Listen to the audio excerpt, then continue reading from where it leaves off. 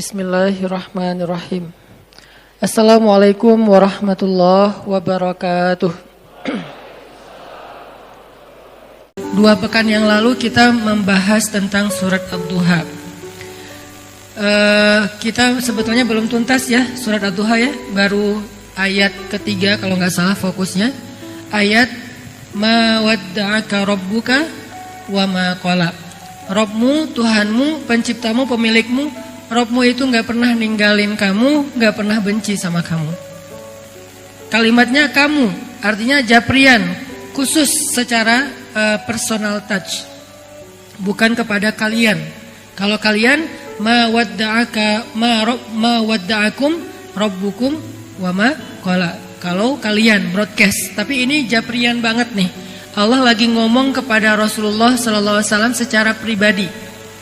Nah, ayat ini ternyata bukan cuman buat Rasulullah sendiri, tapi juga buat kita. Ketika kita ngerasa sendiri, kan kalau rame-rame gak ada istilah ngerasa sendiri ya. Aku lagi kesepian bersama teman-teman, kan gak ya? Yang namanya kesepian sendiri. Aku lagi kesepian bersama pasangan, kan gak mungkin kan ya? Yang namanya kesepian pasti Jovisa. Istilah lebih smooth. Gak tega bilang jomblo. Jovisa, jomblo fisabilillah. Jadi kalau yang namanya sepi atau kayak lonely gitu pasti sendiri. Sehingga kalimatnya kamu, engkau. Nah, ayat ini selain berlaku buat Rasulullah SAW secara konteks, dia juga berlaku buat kita dalam masalah-masalah pribadi kita, dalam kasus-kasus kita yang macam-macam tuh. Allah kayak ngasih tahu ke kita, hambaku, kamu jangan patah semangat. Aku nggak pernah ninggalin kamu. Hambaku, kamu jangan pundung. Aku nggak pernah marah sama kamu. Hambaku, kamu jangan nyerah. Aku nggak pernah ninggalin kamu. Hambaku, jangan putus asa. Aku nggak pernah marah sama kamu. Jadi kalimat ma wadda'aka rabbuka wa ma qala ini, kalau kita tafsirkan ke ayat-ayat yang lain itu banyak banget. Salah satu ayatnya ma wadda'aka rabbuka wa ma qala itu apa? Salah satu tafsirannya al-ayah bil ayah kalau bahasa tafsir ya, memahami ayat dengan ayat. Allah enggak pernah marah kepada hamba-hambanya. Salah satunya Qul ya ibadiyalladzina asrafu ala anfusihim la taqnatu min rahmatillah innallaha yaghfirudz dzunuba jami'a. Ini bukti kalau Allah enggak pernah marah. Kita udah banyak dosa, asrafu ala anfusihim, yang dosanya itu udah enggak kehitung, dosanya itu udah kelewat batas, dosanya itu udah berlebih daripada yang normal orang lain lakuin. Apa dosa yang normal? Dosa lupa, dosa nggak sengaja, itu dosa normal. Tapi ini sengaja, dosa besar berulang-ulang dalam waktu yang cukup lama, bertahun-tahun. Itu namanya asrafu ala anfusihim, udah melampaui batas. Udah segitunya kita ke Allah, Allah masih manggil kita ya ibadi, wahai hambaku. Itu bukti kalau Allah itu wa ma qala, nggak benci sama kita. Allah tuh nggak pernah benci sama kita. Kalau Allah benci sama kita, maka ketika kita bikin dosa sekali, itu jadi kayak ada alasan banget buat Allah langsung mencelakai kita tuh kan. Jadi bukan saya loh ya yang zalim, dia emang kayak gitu, pantas dibinasain, langsung dibinasain. Kalau Allah udah kayak ada masalah pribadi gitu sama kita. Kan beberapa teologi, beberapa ideologi meyakini bahwa dewa juga kadang-kadang ada masalah dengan hambanya gitu kan, dengan kayak manusia gitu. Ada beberapa mitos lah ya, termasuk mitos di orang Arab jahiliyah, bahwa kadang-kadang dewa mereka tuh kayak ada urusan pribadi, ada sebel pribadi gitu, kayak nyimpen gitu sama manusia sehingga balas dendam. Jadi dewanya balas dendam. Kalau Allah tuh nggak gitu, wa ma qala, nggak pernah benci sama kita, nggak pernah benci sama kita. Walaupun kita asrafu, dosanya udah banyak banget, Allah nggak benci sama kita. Bukti nggak benci, Allah masih manggil kita dengan kalimat ya ibadi, wahai hambaku. Padahal kan yang pantas disebut hamba itu kan yang menghambakan diri kan. Yang ibadi itu berarti yang beribadah. Nah kita nggak pernah beribadah, kok dipanggil ibadi? Ini berarti Allah tuh sayang sama kita. Sholat dulu sekian tahun jarang. Sampai kita mau masuk masjid itu kayak kagok banget gitu. Masuk masjid kayak masuk dunia lain. Oh, ini masjid ya. Oh, aku merasakan aura yang apa gitu. Terus baca Quran merinding sendiri. Kenapa? Karena bacanya malam Jumat surat jin. Jadi kayak gitu-gitulah, banyak magic-magicnya, klinik-kliniknya. Kenapa kita kagok banget dengan agama, mau ngomong agama itu kayak rasanya tuh serius amat, jadi kayak nggak asik ngomong agama itu, jadi kayak kaku gitu. Seolah-olah kalau kita mau memuji Allah itu malu-malu. Mau bilang alhamdulillah aja malu-malu. Giliran bilang makasih, hatur nuhun, kita nggak pernah malu.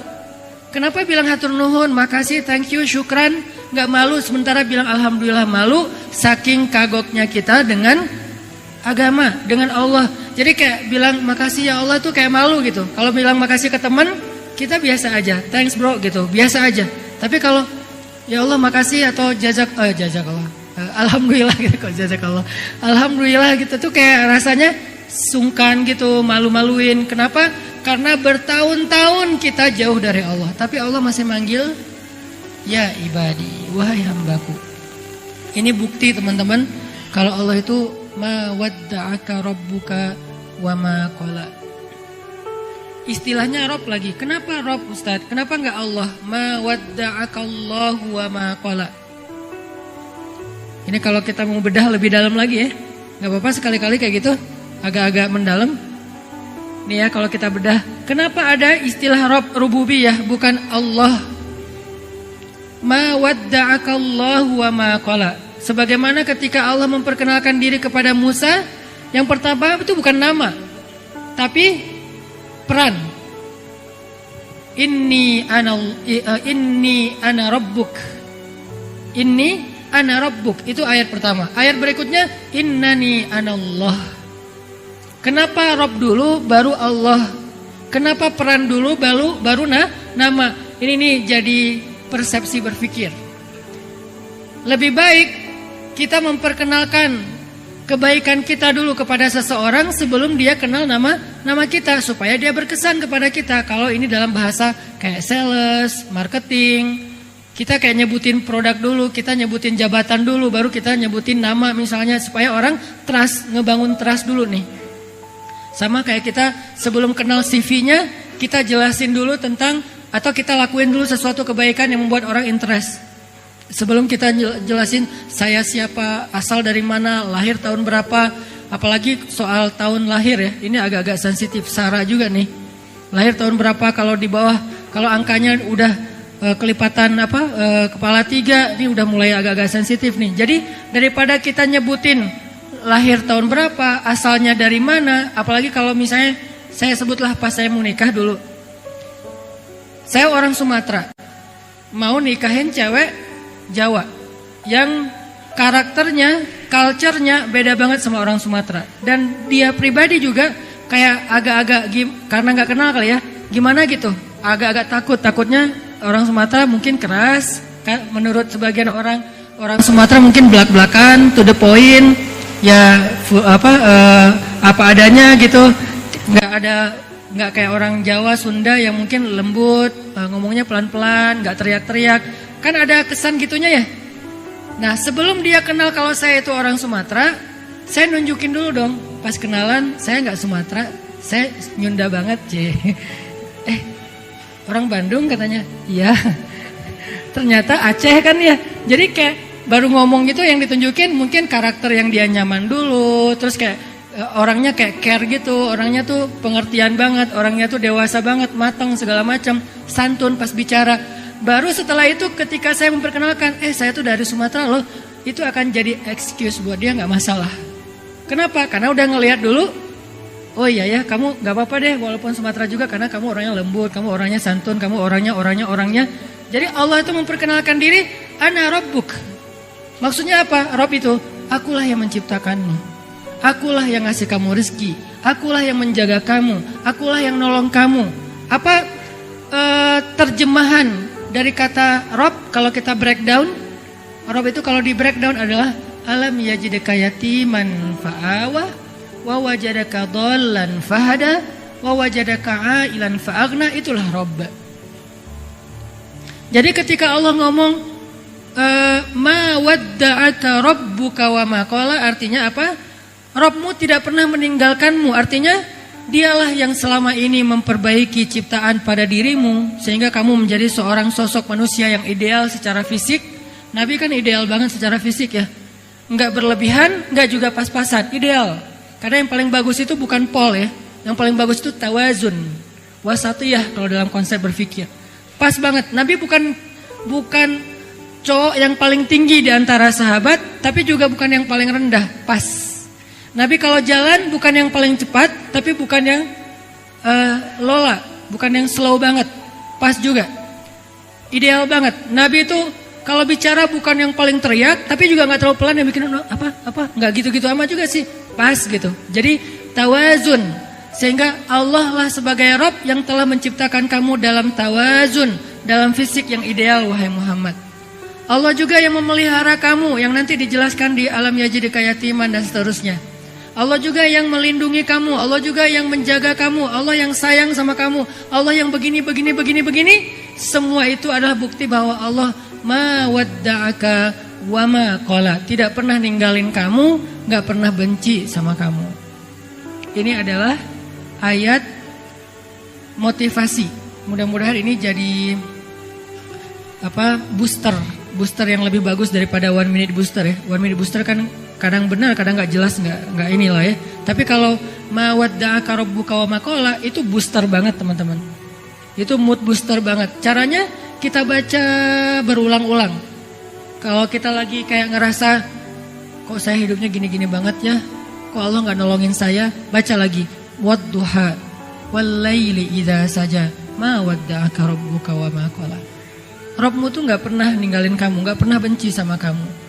Kok saya kayak hidupnya gak berhenti dari masalah ya? Kapan sih datangnya pertolongan Allah? Ma wadda'aka rabbuka wa ma qala. Allah tuh gak meninggalkan kamu, gak benci sama kamu. Pertolongan itu pasti akan Allah datangkan. Ala inna nasrallahi qarib. Bukankah pertolongan Allah sudah dekat? Kayak gitu diulang-ulang sesuai dengan masalah kita. Jadi teman-teman, itu udah kita bahas kemarin, walaupun ini ada sedikit tambahan analogi gitu. Bahwa kita berharap dengan mengulang-ulang kalimat ma wadda'aka rabbuka wa ma qala, kita enggak jadi orang yang gampang putus asa, enggak jadi orang yang gampang menyerah, enggak jadi orang yang gampang patah, enggak jadi orang yang gampang kalah, enggak jadi orang yang gampang marah, gitulah ya. Kenapa jadi semua ya? Jadi intinya ayat itu harusnya menguatkan kita ketika kita lemah, memantapkan hati kita ketika kita galau dengan pilihan hidup, membuat kita berani ketika kita dalam keadaan takut. Ayat itulah yang kemudian diterjemahin di surat yang lain, la tahzan innallaha ma'ana. Sama aja kan? Tuhanmu gak pernah meninggalkan kamu, gak pernah benci sama kamu, dengan kalimat jangan khawatir, karena la tahzan dalam konteks ayat itu khawatir. Jangan khawatir, Allah bersama kita. Jangan khawatir, Allah bersama kita, karena Allah gak pernah marah, gak pernah meninggalin kita. Kan gitu kan ya? Itu sebetulnya 2 atau sekian ayat yang sejenis, setipe, semakna, cuman beda redaksi. Jadi kalau kita kaman banget dengan istilah la tahzan innallaha ma'ana, coba kembangin deh kalimat itu dengan surat Ad-Duha. Apa bukti Allah tuh bersama kita? Alam yajidka yatiman fa'awa. Terus siapa yang ngasih kita perlindungan ketika kita sendiri? Kalau bukan Allah bersama kita. Wa wajadaka dhallan fahada. Terus siapa yang ngasih Nabi jalan petunjuk ketika beliau tersesat di dalam padang pasir? Kalau Allah enggak bersama kamu. Wa wajadaka ailan fa'aghna. Terus siapa yang ngasih Nabi makan ketika beliau kelaparan kalau Allah enggak bersama dengan beliau? Jadi la tahzan innallaha ma'ana. Arti lainnya adalah ma wadda'aka rabbuka wa ma qala.